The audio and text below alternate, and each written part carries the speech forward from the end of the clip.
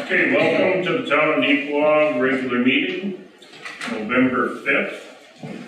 First order of business will be to approve the meeting agenda.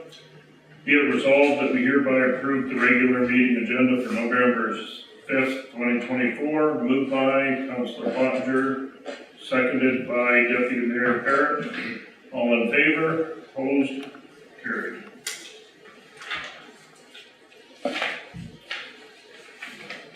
Okay, the minutes were all circulated. So be it resolved that we hereby approve the minutes of the regular meeting and the public meeting held October 15th, 2024, and the special meeting on October 23rd, 2024 as circulated. Moved by Councillor Sisley, seconded by Councillor Nadeau. All in favor? Opposed? Carried.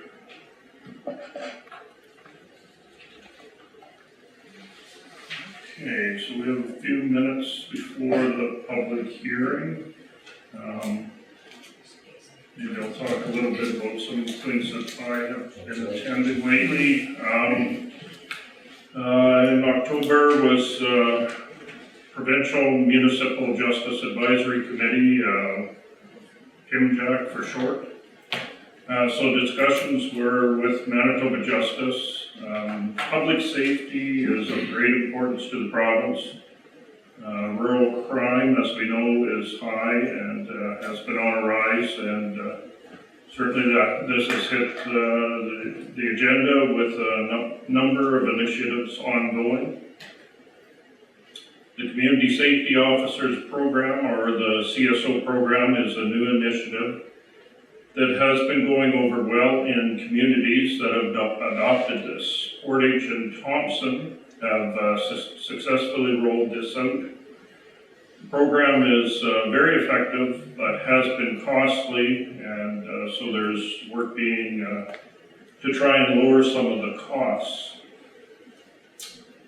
The Manitoba government has introduced a new bill to regulate machetes and long knives. You may have seen this on TV. The government is looking at tightening rules around these items.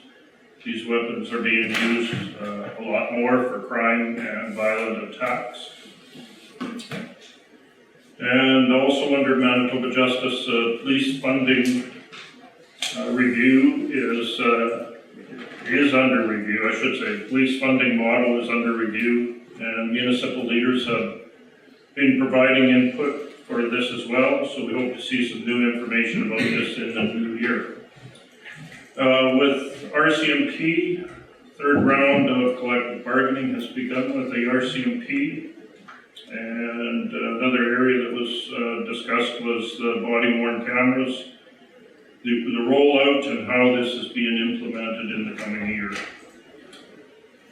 And that's about it for that committee. October 21st, Evergreen Technologies meeting. So a new landfill cell was completed for around $800,000. So it's a reminder to the public that what products are to be recyclable when they're going into the blue bins, and also for commercial as they're going into the larger bins, and making sure that they're not contaminated with garbage, which has become a big problem recently. This just fills the cells at a faster rate and creates a lot more cost. So we're asking the public to make sure that you know what should be going into the proper bins. The week of October 21st and 28th, there was a number of emergency vehicles that could be seen out at the airport, and for those that were asking, the Brandon City Police were out doing training exercises. And October 28th was the Neepawa Area Planning District regular meeting. Last one. Commissioners. Oh, yes, and exactly. Thank you, Deputy Mayor. On last Monday, we met with Minister Cable and Minister Asavara in Winnipeg, and on a number of topics that that we discussed with them, and seemed like a very good meeting, and we'll be looking to meet some of the other ministers at the upcoming A&M meetings towards the end of the month. Okay, at this point we will move into the public hearing. So be it resolved that we do now open the public hearing to hear representation on variation application V07-2024 of Dan and Leanne Settler. Moved by Councillor Gerard, seconded by Councillor Pottinger. All in favor? Opposed? Carried. All right, Scott. Perfect.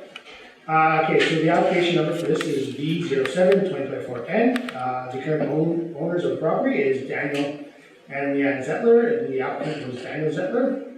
The proposal is to vary the minimum site area from 20 acres to be reduced to the proposed 14.98 acres within the ARR, which is the agricultural restricted residential zone. The current area affected is the southwest of 34-14-15 West.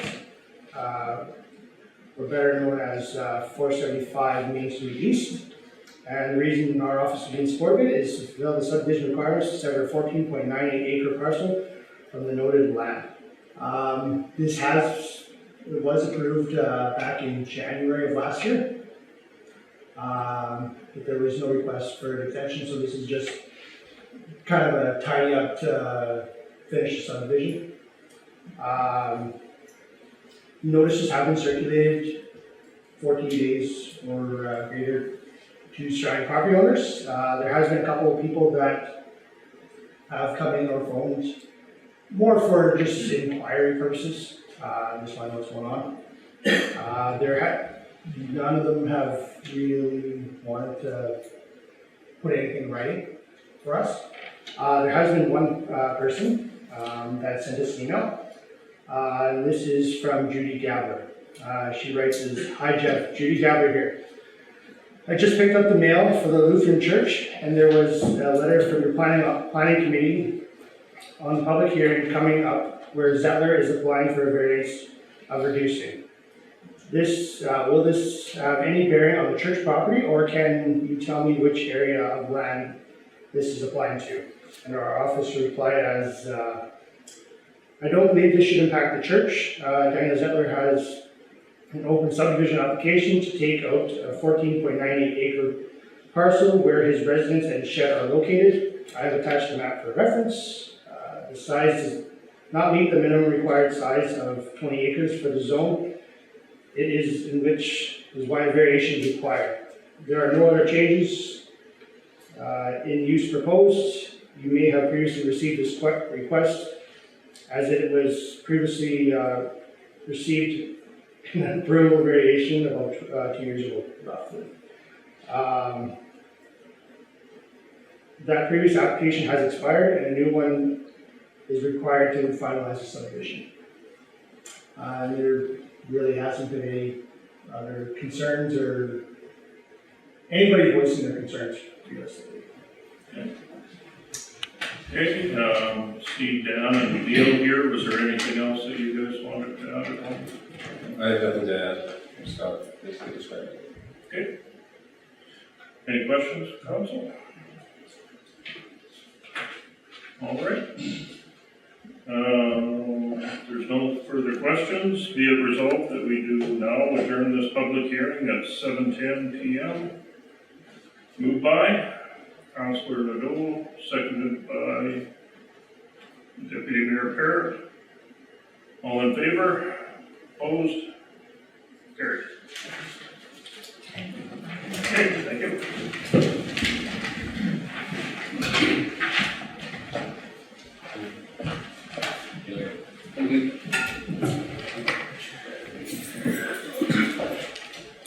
Okay, we'll continue on with council reports. Councillor Pottinger. I just want to invite invite everybody to attend the Yellowhead Annual General Meeting 1 week from tonight, 7 p.m. in the Tigers dressing room. That's November 12th. The Tigers dressing room. The Yellowhead Annual General Meeting. And I had the honor and privilege this past Saturday of cutting the ribbon for the new Zeebog eatery. And there was quite a spread, as you can imagine, and it all tasted very, very good. There was a really nice turnout, and yeah, it was a good time. So congratulations to them, and it's exciting to have another eatery in town. Sorry, I didn't hear the date. November 12th, Tuesday, November 12th. 7 p.m. 7 p.m. Okay, any other councils? Councilor Nadeau. Yes, on October 16th, we had a meeting at Westlake Employment, and Westlake Employment's board would really like to thank, we really appreciate the letter of support that the town of Neepawa Council gave to us. Some good news is that we're now in conversations to help increase, hopefully help support our needs, to help allow us to give our staff increase there, and also to provide more services to our residents. So really good news there, and I think some of it had to do with the support from our council. So thank you. You know, there was other municipalities in our group that also wrote similar letters, and I think if we pull together as a team, it shows you that we can be heard and we can provide services for our citizens.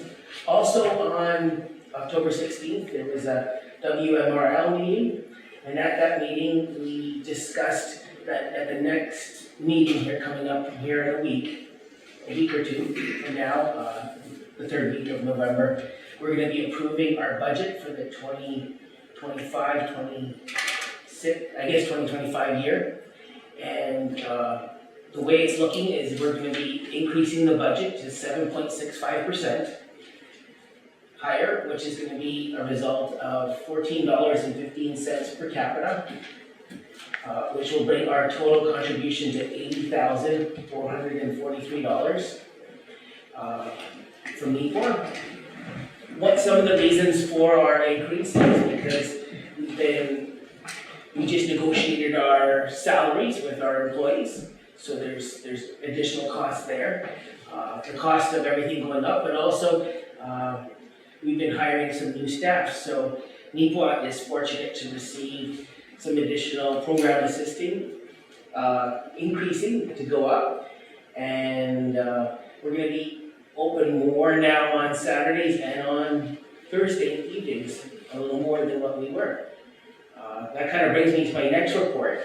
On October 22nd, the local area library committee here met, and I can share with you that we have 2 new staff members. Michelle Ham is now working as a library clerk on Saturdays for 4.5 hours per week, and Chelsea Power has been hired as a programming assistant for 7.5 hours per week, which will allow us to increase our hours on Saturday at our local library, as well as have multiple staff working at the same time, which makes it a little easier for them.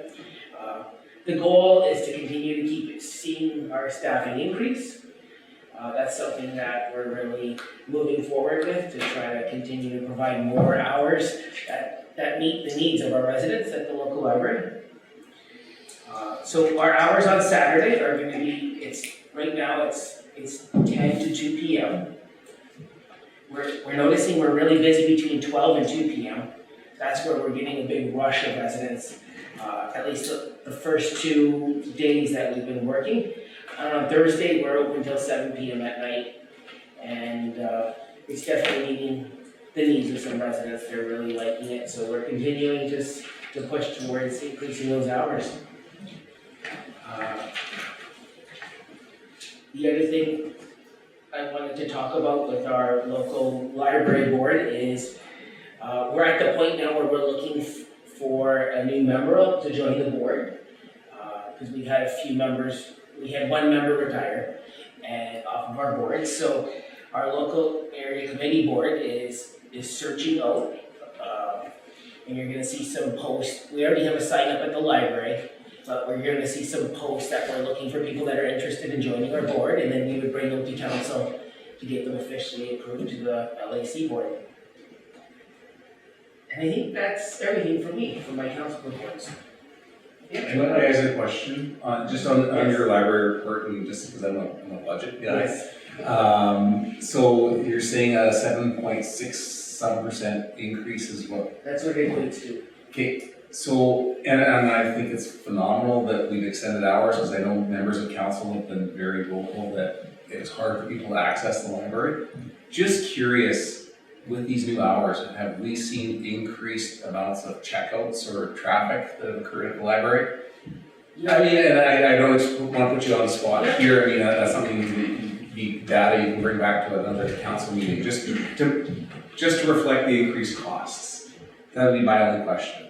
I think we're maintaining a pretty constant average, like I've looked at the hours, that's for our number of items that we check out. Libraries are changing, this is something that we've been talking about, how a lot of our books are becoming more digitalized.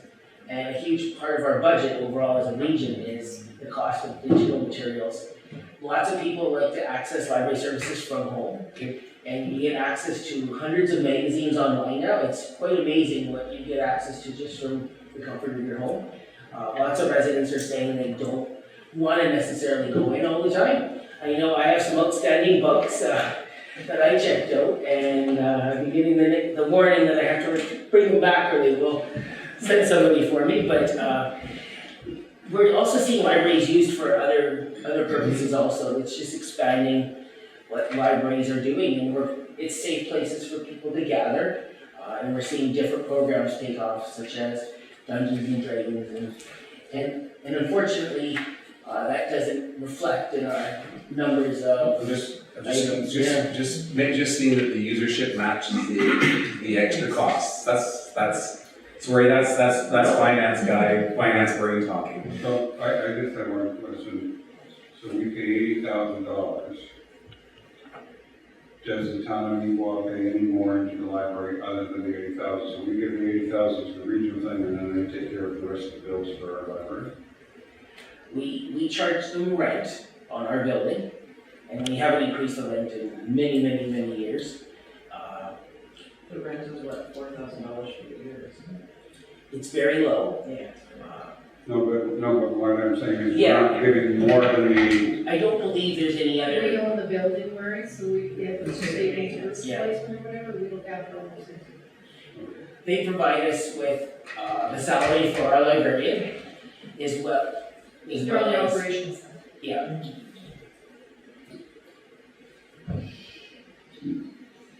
Okay, Councilor Sisley. So we had the Park at Dark, Friday, October 25th, estimated roughly about 200 kids down there. It was Cass's first big event that she did. It was a great success. She did a great job, so, and it was beautiful weather, so it helped to get all the kids out. On October 28th, I was in Winnipeg as well at the legislature, and amongst our meetings, we happened to be in there when our first responders were in. The Premier had invited them to give them the most important order in Manitoba, and that is the Order of the Buffalo Hunt. So it was pretty neat to be able to be there, and as we were leaving our meetings, we happened to see them all come down the stairs for their picture, and we got to speak to a bunch of them. So that was pretty special to be there for that. October 30th, I attended, Councillor Nadeau was there as well. I attended a meeting here that was a community brainstorming event for a large scale possible festival or some sort of event that we could do in town. A lot of the organizations were invited to come out to it. It was filled in here. And they had brought Leanne Smith, who is the GM for the Shamrock Center in Clarny. She runs the big concert that they do once a year in Clarny, their kickoff this summer. It's very interesting. I wrote 5 pages of notes. She was very, very knowledgeable. The do's and the don'ts and the goods and the bads of and the cost I want something like that, would be to run, so now it's a follow-up meeting possibly in January, just for organizations to come back with some more ideas.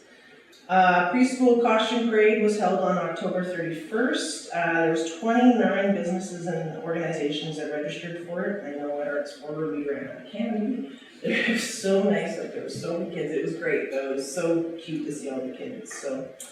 And these signs behind us, our EDO Maryland crew has created signage to go in empty storefront windows. This came out of the Yorktown Rising meetings, where they wanted to be able to have signage up so that you could visualize what you could have in some of these empty storefronts. So these are two that Maryland's got, there's another one in her office, but these will probably be up on Mountain Avenue in one of the empty storefronts shortly. Neepawa Habitat for Humanity will be one of the recipients of Tim Hortons Holiday Smile Cookie Campaign, November 18th to 24th. So please watch for pre-order forms to support our local Habitat for Humanity build that will be happening in 2025. And the last thing I have is the Chamber Parade of Lights is on November 23rd. Don't forget to register your vote. Vote. US election. Yes.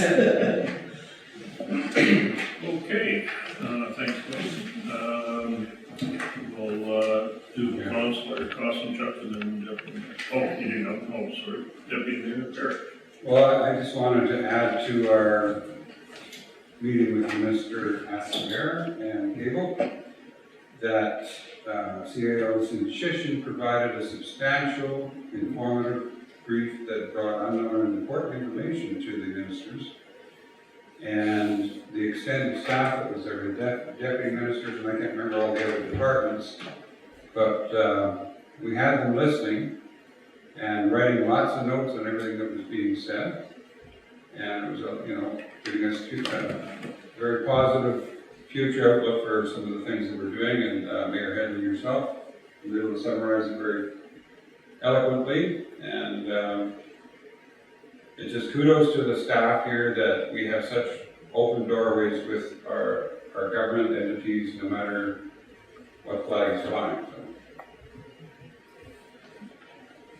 Excellent. Okay, thanks, Perry.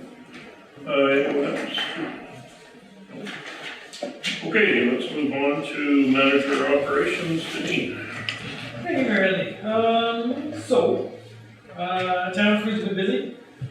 So we announced the yard waste pickup has been ongoing, so that's every Monday. We'll continue that going, I think, for a little bit here. We're still seeing some compost bags out there.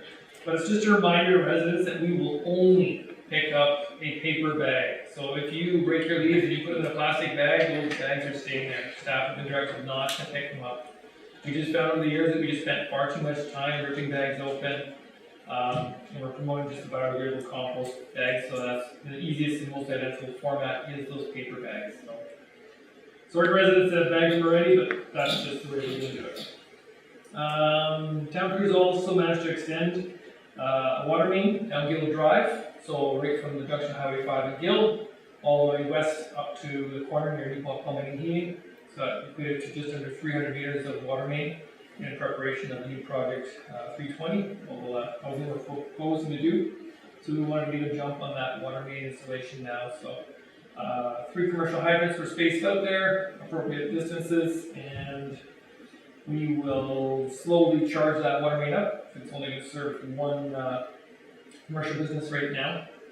So once they're ready to service, we'll start filling up and make sure we have everything good on that water main. We did some additional tree planting last minute on Isabel Street. We had some trees remaining from the the Home Hardware grant. We received some free trees for, so those have been planted there. Drainage projects that we're wrapping up, we're still continuing with that, and we're just kind of doing some little fall cleanup from some of our construction projects to ensure that they're neat and tidy for freeze up. Paving. We also noted that we had completed paving on Hamilton Street on Thursday last week. We opened the street up on Friday, and they managed to finish off the last of our 2 patches this week. Unfortunately, we had an area of business that had a water leak in their basement, so we did core a hole in our new street with our small gauge. So we directed very small right in the gutter line, because they were having a concerning amount of groundwater. Well, we aren't too sure what it is yet in their basement. I was in that basement, and there's a good inch already that was in there. So, preventative, we wanted to check and just eliminate all options and ensure that we don't have water bubbling up on the brand new street. So, town crews are still investigating that one. Luckily, they said it's right on the gutter line, so we can hopefully have that conformity repaired shortly. But like I said, we just wanted to ensure that we have due diligence in place and not do damage to business. Now, because we've had some questions about the hospital street, we will dive into. So I'm just gonna preface this by, on October 24th, there was a public meeting at the library held by Prairie Mountain Health that spoke to where we're at in the design phase and the construction phase of the new hospital. It was very clear at that meeting, and they made it clear that they are looking after the hospital. Neepawa is looking after all the services, water and sewer and roads. So I've asked Denise to explain to everybody, and they probably see it in the paper already, what's gonna happen as far as roads are. So we've hashed out the area here, and it is Hamilton Street. So we're extending it from Riverbend Park. It's going to start right at Broadway Avenue within the north side of our lovely condominiums there. So we're going to go up the hill, and then we're going to go back into the proper alignment of Hamilton Street the way it runs east-west throughout the community. It will tie into our existing, what we used to term Industrial Park Road. So that'll be an extension now, it'll all be Hamilton Street. So this road will go directly to High Life. So it's going to go the entire route. So you envision it, we can start the museum in the CN development, and we're going all the way to High Life. So Hamilton Street will be unimpeded all the way through. One of the major features that we've added at the hospital intersection, it will be a roundabout. Much to the concern and confusion of some, this has been designed to a semi classification. So it's not to a residential car, it will be suitable for a semi to drive around it. It will have a bump curb, much like if anyone has driven over the one near Portage. Semis, or any large vehicle that cannot maneuver the turn, it's designed in such that the wheels can go over the curb. There is allocation, it's completely designed that way. Optimistically, a skilled driver can still keep it within the road, but it's got those design features that allow some flexibility. The road will also, from the hospital junction, go directly south to Highway 16. And to envision it the best way is it's going to tie in exactly where the brand new Manitoba Hydro approach is. So that will be the designated approach. There's many upgrades planned for PTH 16, Main Street. So you don't have to worry, it's not going to be a dangerous intersection. We're going to have protected turns in, out, merge, in, acceleration, deceleration lanes. So there's some big upgrades that Manitoba Infrastructure has planned for 2025. Construction will probably start optimistically. We'll be roughing in the road still this year. So we'll be starting a land drainage sewer project in the coming days. Once we've completed that, we'll kind of work coincide at the same time. We'll start a road bed cut and we'll start a backfill. All goes well. Priority one of road construction will be the east-west portion that you see and the north-south going towards Highway 16. Priority one will stop at the west boundary line of the hospital. So that'll be this fall. And then I will probably do another priority two project, which will be from the west periphery up to Broadway Avenue.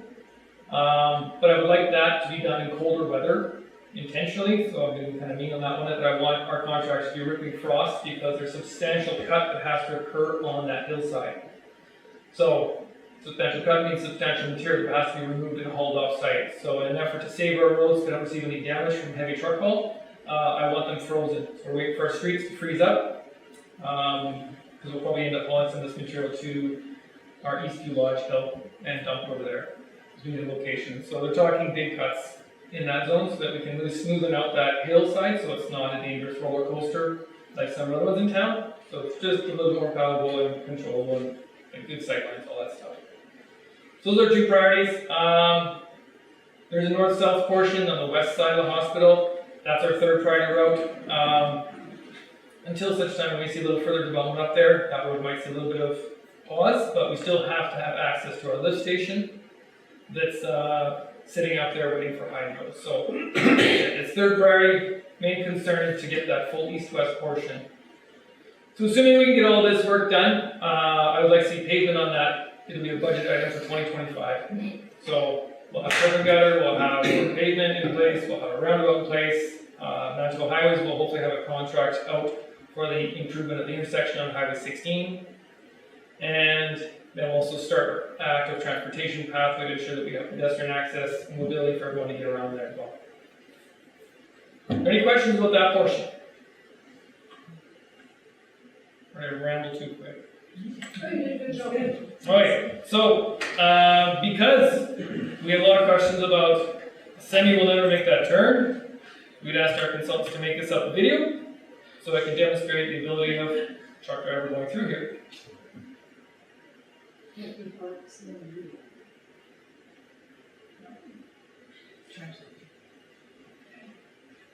So they've done all the options, so full left, full right.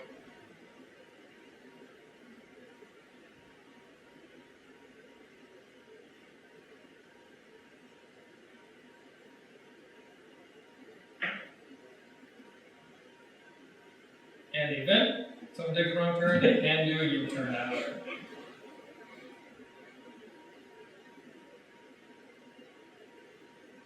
You also note we have the active transportation pathway there on the south side right here. So like I said, that plan's in place. Our little red dots are going to be our drainage plan. Like I said, the land drainage sewer that we're starting immediately so that we can control the water in there. So this road will be to a curb and gutter standard, not to a ditch. We've also signed off the hydro agreement, which you guys approved. So that'll include streetlights, all the infrastructure required to service with lighting, but also to service also our lift station. The budget question. Sure. I'm not asking for the whole number. Just that active transportation path, paved or gravel? It will be optimistically a paved AT plan. Great. No, anything that could take bikes or whatever. Yes, off there, that would be The main goal is, yeah, we remove the stress of heavy traffic. scooters. Yep. So like I said, pathway is a luxurious item, but you think of how many cars we've got going to Highlight and to the new hospital and potentially vocational school. The concept being that we need to get as many people on bikes, walking, e-scooters, whatever it's gonna be, so we free up some road space, we don't have the gridlock and all the congestion we have. The way the lighting is designed with the street light shine, be close enough to have some lighting on that walking path? Actually. Okay. See, budget, I wasn't asking for a number, just I don't have that one memorized. understanding the cost difference between the two. In 81, we're looking at different grants right now as well. There's a lot of active transportation grants that seem to be popping up. So optimistically, we can have something down that can help offset those costs. Okay. Any other questions on the deed? No, that's good, and I know the community and ourselves will appreciate the new pavement asphalt out there, so very good.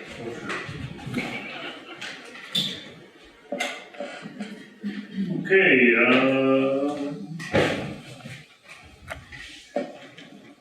moving on to correspondence. Colleen. Two pieces of correspondence. The first one, the Minister of Environment and Climate Change, and just an annual letter we received. This one in particular approving us for a recycling rebate for January 1st to June 30th for 2024 as part of the Waste Reduction and Recycling Support Program of $13,372.49. So, previously the mayor spoke about people being diligent about their recycling and making sure it's not contaminated. We could drive that number up with the help of all you folks in the audience. The second letter is from the Minister of Municipal and Northern Relations, and this is a approval for the From the Grounds Up Safe, Healthy Communities for All program funding, and amounts to $18,375. This is for swimming pool upgrades projects that we applied for earlier in the year, and more specifically, it would relate to the concrete that replaced the bricks and the grass over there, so that was kind of a nice surprise to get that one. Okay, thanks, Colleen. We'll move on to finance.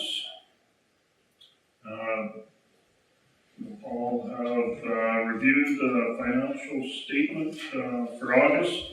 Be it resolved that we approve the financial statement for the month ended August 31st, 2024, moved by Councillor Costa, seconded by Councillor Gerard. Any questions? All in favor? Opposed? Carried. Okay, so 6 accounts. Okay, the resolution reads, be it resolved that we approve the accounts for October 2024 totaling $3,389,267.28 as reviewed and representing check 2024-01-691 to 2024-01-809 and AFT 189 to 276, but excluding 2024 1729 and 2024 01788. Moved by Councillor Pottinger, seconded by Councillor Sisley. Any questions? All in favor? Opposed? Carried. I will remove myself from this next.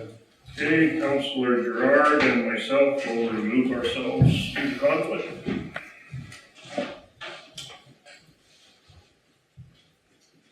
Okay, the resolution reads, be it resolved that we approve check 2024-01729 and 2024-01788 for October 2024 to Home Hardware and Neepawa Gladstone Co-op, totaling $7,057.34.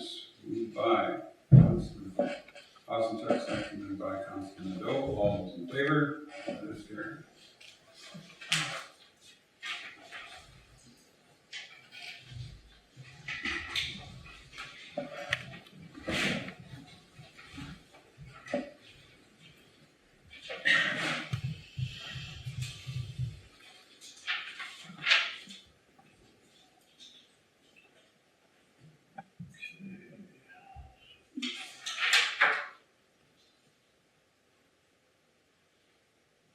Was new business called.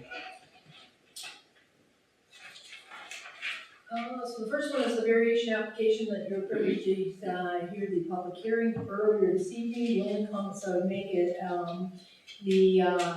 the questions that came forward through the planning office may be legitimate questions. Just to be clear though, before you debate this, so they do not actually relate to the variance that's being requested right now.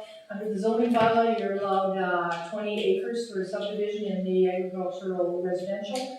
And this subdivision would actually be 14.98 acres. The access for this individual will still be off of PTH 16, so there is no bearing or any relationship to any particular road that, as you can see, was designed to be near the church property. So while the question about the church was a valid question, it relates more to the development of the greater parcel of land in the Southwest 34. Okay, any other questions?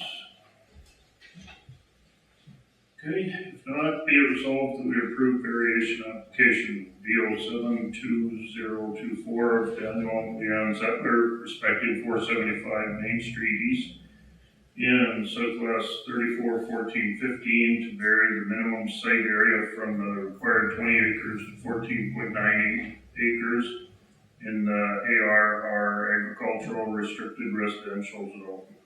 Moved by Councillor Sisley, seconded by Deputy Mayor Parrott. All in favor? Opposed? Carried. Colleen, snow removal. So this is an annual thing, the Department of Manitoba Transportation and Infrastructure, as you're all aware, we enter into a snow removal agreement with them. This one will be for 24-25. This is for the clearing of snow down basically Mountain Avenue and Provincial Trunk Highway number 16 west of Commerce Street. It's the plow and roll over hauls for the disposal site. There actually was for this year an increase of 3% they're going to give us.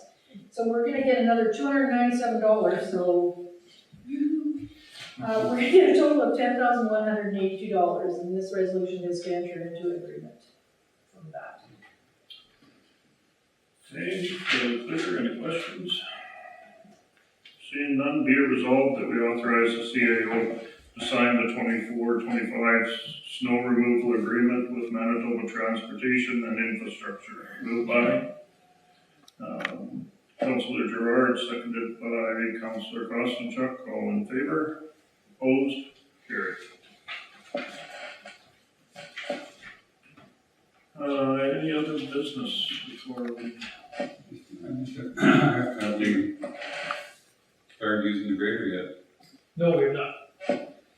So, forgot that in our report, but you guys have a special meeting to approve an additional purchase. That was to purchase a 2012 Levoy grader. It has since arrived, it's in our yard, staff have been kind of playing with it. We just wanted to do a few maintenance checks on it before we fully started really digging into it. But at that point, we'll start, like I said, planning small maintenance with that item. We around town. We hired somebody. We hired Did we not some- pass others before that? We didn't need them, did we? Forget. Okay. Yeah, so we do have a new staff member, so we've filled the public works supervisor position. We'd like to welcome Tim Spees. He's joined our crew. So Tim will be working a mix of in the office and at the public shop, so he'll be aiding with any resident concerns, myself, any other staff that needs assistance, other departments. So he's familiarizing himself with all the policies and specs and how they see things done around here. He's an interest, so it's not hopefully too overwhelming at this stage. Seems to be getting in there and enjoying it so far. At least that's what he's telling me. So everything's moving along good there. We do have two other positions that we still haven't filled. Both of those job ads have closed. And we're reviewing resumes right now. We haven't set up anything, so those are two term positions, one for public works and one for the water treatment plant, wastewater plant. So those will be, hopefully I'll have an announcement for those filled positions our next council meeting. Okay. I've got one small one. The other day I seen a close call on Mountain Ave just with the pedestrian crossing, and there's a lot more vehicles with the new pharmacy and everything right around there. I know, do we have that lighted pedestrian crosswalk sign? Do we have a plan? I know you We guys have are it. very busy. Yep, we have it in stock. Tim has been reviewing the spec, and that's one of his duties is to get that sucker installed. So we'll be putting that on the Red Apple as you guys have directed. And then we'll see if we're happy with the performance. If we're happy, we can definitely order more of them. So that'll be a budgetary item for 25. That'd be- Okay, perfect. Just a reminder of the Remembrance Day services on Monday, 11 o'clock in most communities. Check the banner, you see there's a number of communities in there. And so for us, be it resolved that the Council of the Town of Neepawa to adjourn the regular meeting of Council at 7:44 p.m. Moved by Councillor Kostenchuk, seconded by Councillor Ponder. All in favor? Opposed? Carried.